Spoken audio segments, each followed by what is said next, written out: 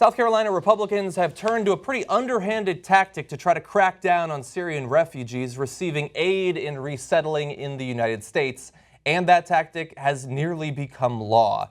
It's a new bill that would require the sponsor of a refugee or the group helping them resettle in the state, many of these faith-based groups, by the way, to register them in a database operated by the South Carolina Department of Social Services and available only to law enforcement. Well, aren't they merciful in that case?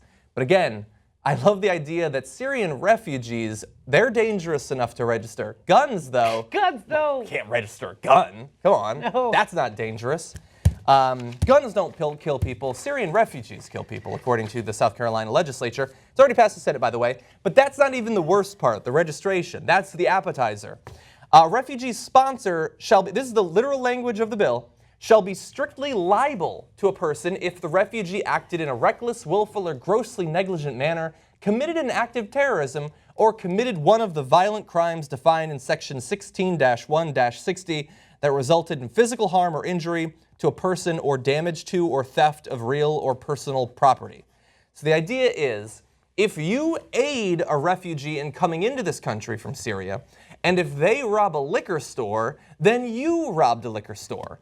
And if that sounds to you like it might be unconstitutional, that's because I'm fairly certain it's unconstitutional. I think you can write that down in a law, but I don't think that's how the law actually works. I don't think you can send people to jail for the crimes that people that their church helped resettle committed. Now, a co-sponsor of the bill, Kevin Bryant, guess which party he's in? Says, with the danger today of a terrorist infiltrating the refugee program, we have no other option than to enroll this information. We've got to choose our own citizens over those who are not citizens of our country. Jesus. No other option. None. You heard that from No. expert on international refugee resettlement, Kevin Bryant. Now, I don't typically turn to the church to oppose bills, but in this case, I love the message. This is coming from Lutheran Services Carolina's President Ted Goins, who says, Scripture tells us that we are all created in the image of God, that we should love one another, that we should be just and merciful, and that we should welcome the stranger. The Good Samaritan didn't ask about race, religion, or country of origin. The bill will make welcoming the stranger a much more difficult process. Under this bill, if the Good Samaritan helped that stranger on his way to the city, and I believe he was going to Damascus, and then that guy robbed someone, then the Good Samaritan's going to jail. It's like they're... Kevin Bryant, an atheist, you think? I'm willing to bet he's a Christian. It's like this weird strain of Christians. It's like they spend all their time thinking up maniacal ways to hurt people. Yeah. Like maniacal. Like that's a maniacal way.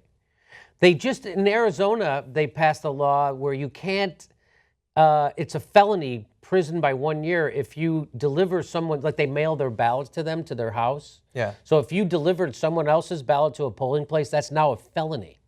So they're gonna, and they'll send you to prison for a year. So this is it's like these Christians just sit around thinking up ways to screw over people, poor people, people of color, you know, people, it seems like the least amongst us. Whatsoever you do to the least of my brothers. Don't worry about it. Fuck them over if they're not white. Yeah. And look, look, I haven't gone to church in a long time, but I was raised up until like 9 going to church. And from what I learned, now granted, this is East Coast, fairly liberal Christianity, both Lutheran and Roman Catholic. The Syrian refugee situation is the easiest one for a Christian.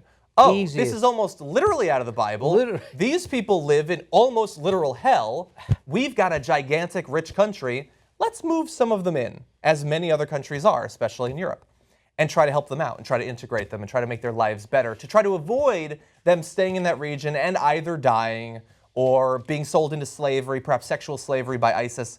That seems like a layup, but for a lot of Christians, it's not. Now, we do have to acknowledge that many of the groups that this bill is targeting are faith-based groups, which means that there are many churches, many religious people who genuinely believe what's actually in the Bible about helping people, about helping to resettle and all that. And so they are actually trying to do that. But for many others, even though they've been raised and they've campaigned based on the word of that Bible, and man, we've got the literal wisdom of God, fuck them, they're scary.